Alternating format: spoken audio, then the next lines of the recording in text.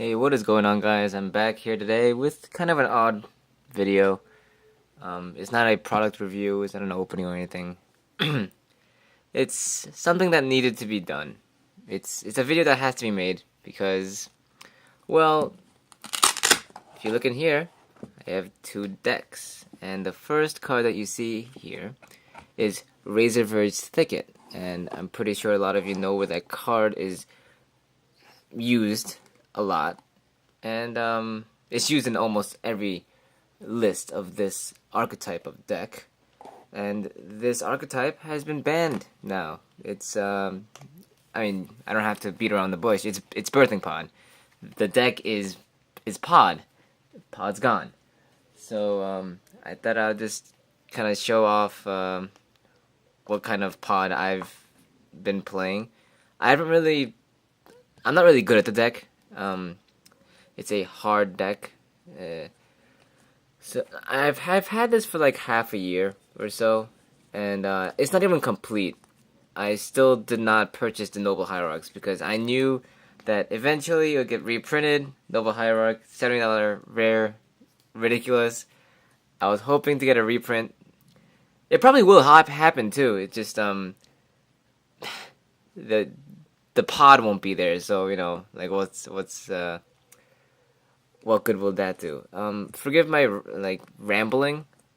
This is gonna be probably a long video because I'm just gonna talk about pod and pod. It's kind of like one of those things where it's very tragic. You have to go home from work or travel across the country, travel across the world because there's like a death in the family. It's one of those kind of situations right now. It's just uh, it's very sad.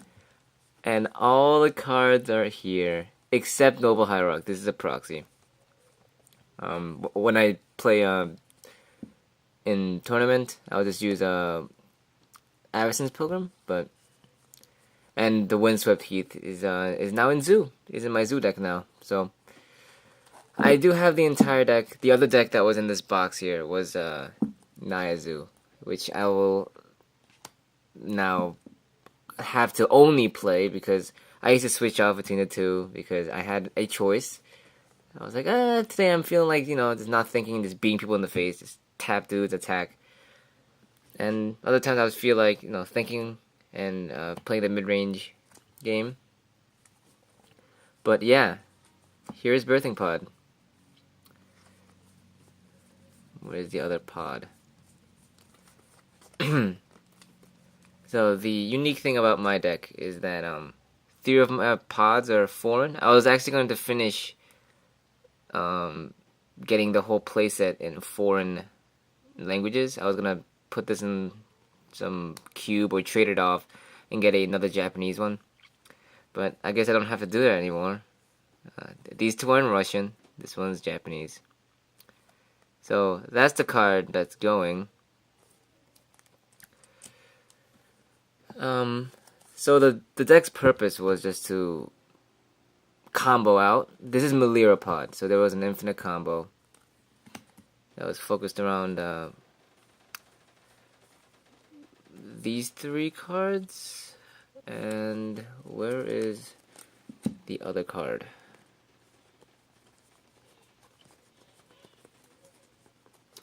And Viscerous here. Very reminiscent of actually playing Pod. You're looking through your whole deck, finding what you need. So yeah, it was centered around. The combo was either these three cards or these three cards.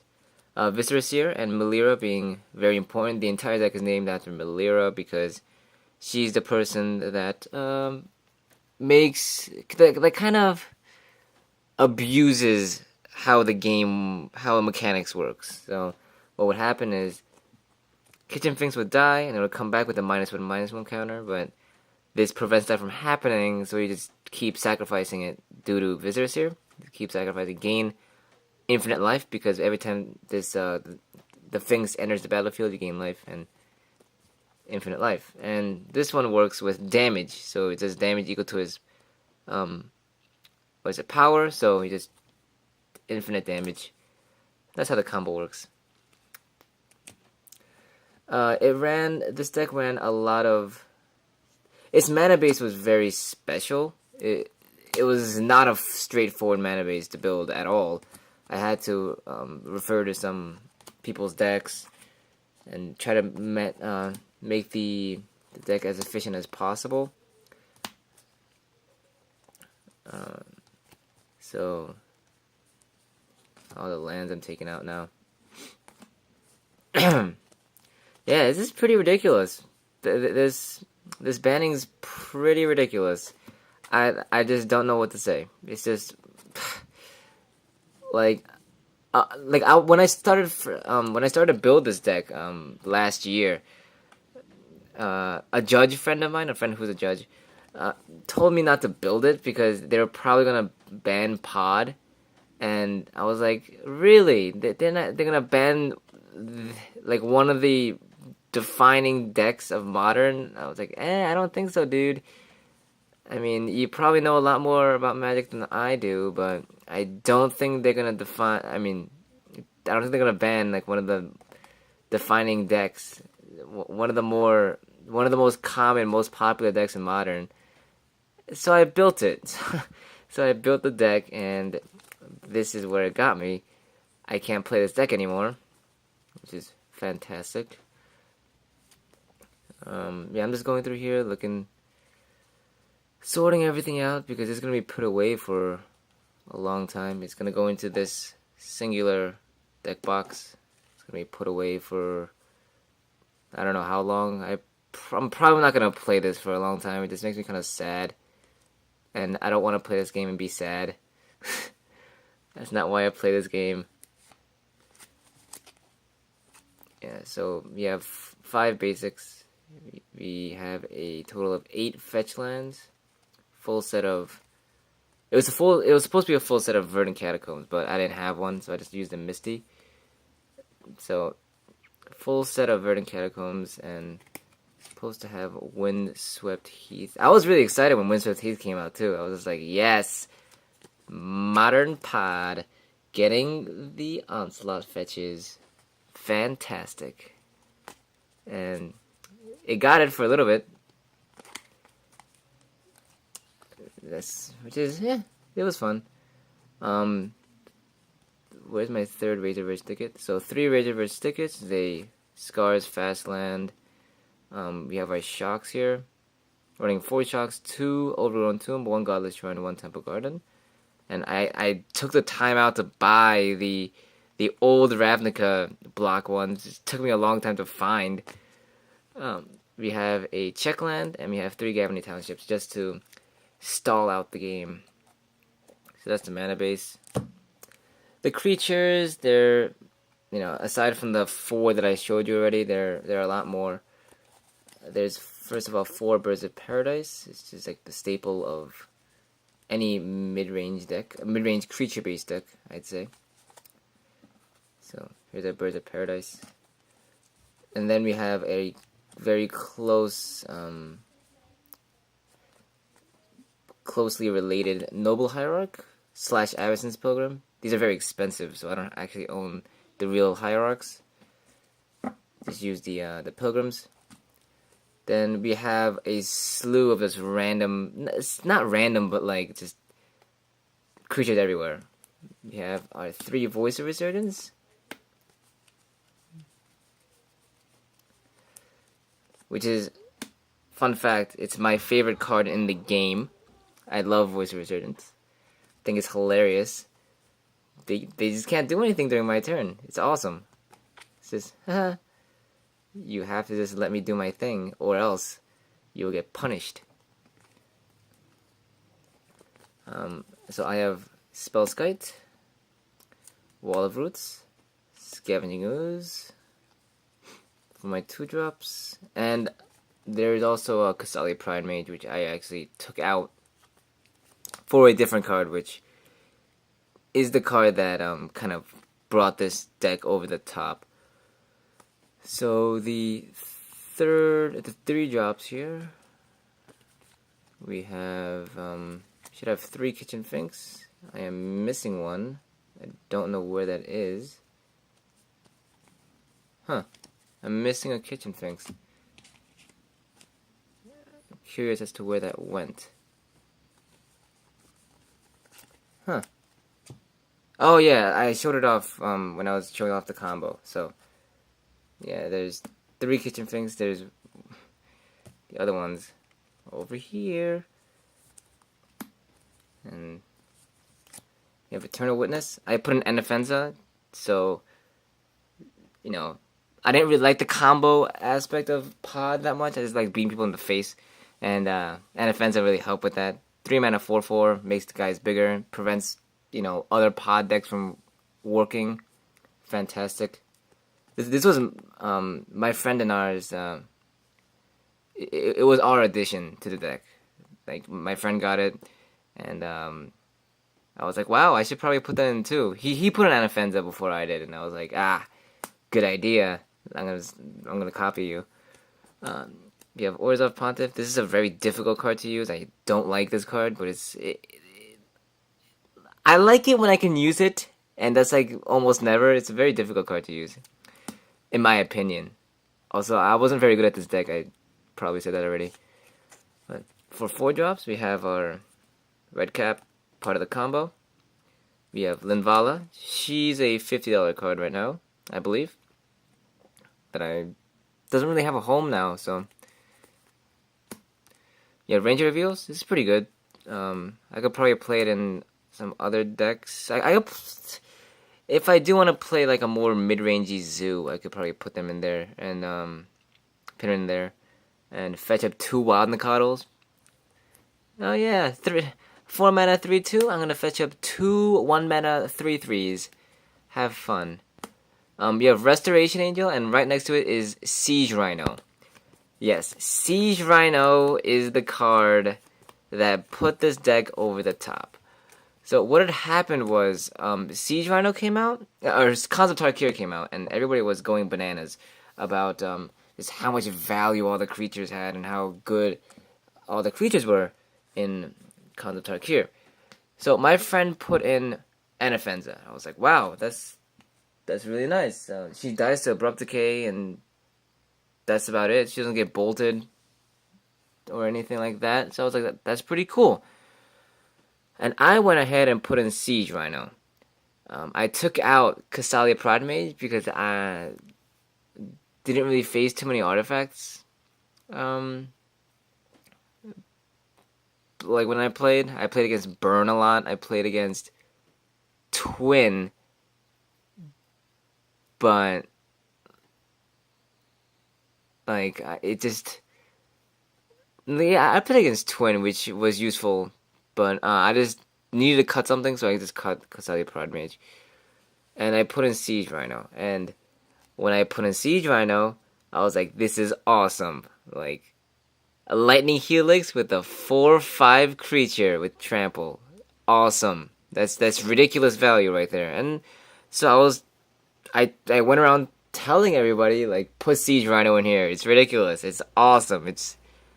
It's overpowered, and apparently it was too overpowered. Like, Pod got banned after this new Angel Pod thing came about, which is basically, I'm just gonna run like 4 Kitchen Finks, 4 Restoration Angel, 4 Siege Rhino, and just keep blinking my guys and keep gaining life, which is good, but like apparently Wizards is not like that too much. So that's what happened with Restoration Angel and Siege Rhino.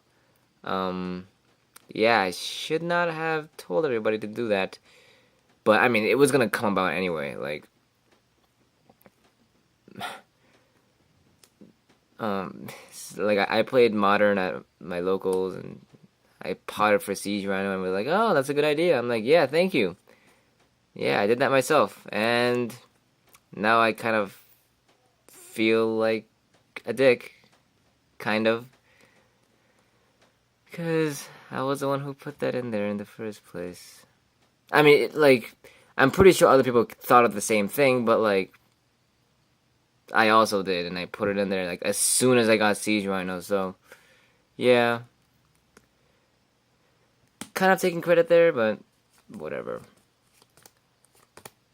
There's 2 Abrupt Decay in here, and 2 Chord of Calling. So that's the deck. That is the deck.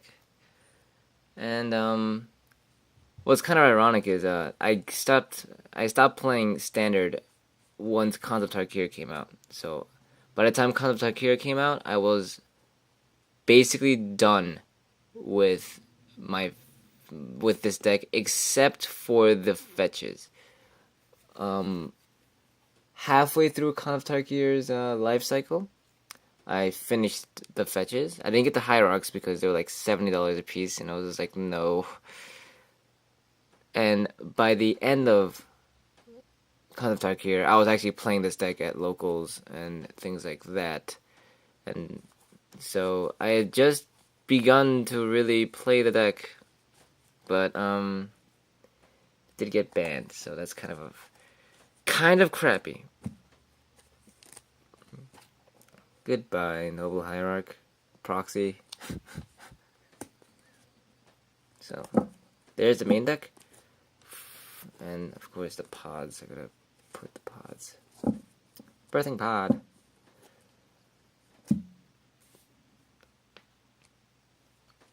See, a part of me really wanted to just go rip Birthing Pod, just like actually rip one, but nah, I think I'm just gonna keep it. Just keep it. I'll rip one when I get really angry one day, or when I start really losing constantly with Naya Zoo. Then I'll just go back and just be like, God damn it, Birthing Pod. So sideboard. I think I'm missing 1 card from the sideboard. 3, 4, 5, 6, 7, 8, 9, 10, 11, 12, 13. I'm missing 2 cards.